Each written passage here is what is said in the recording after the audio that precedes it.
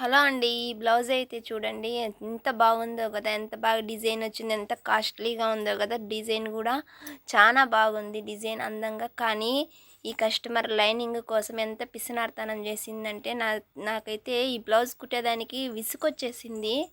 చూడండి 1 metre cloth ఇచ్చి ఈ విధంగా క్లాత్‌లన్నీ జాయింట్ పడేలాగా చేసింది. చానా పెద్ద సైజ్ అనమాట ఈ బ్లౌజ్ అయితే చూడండి.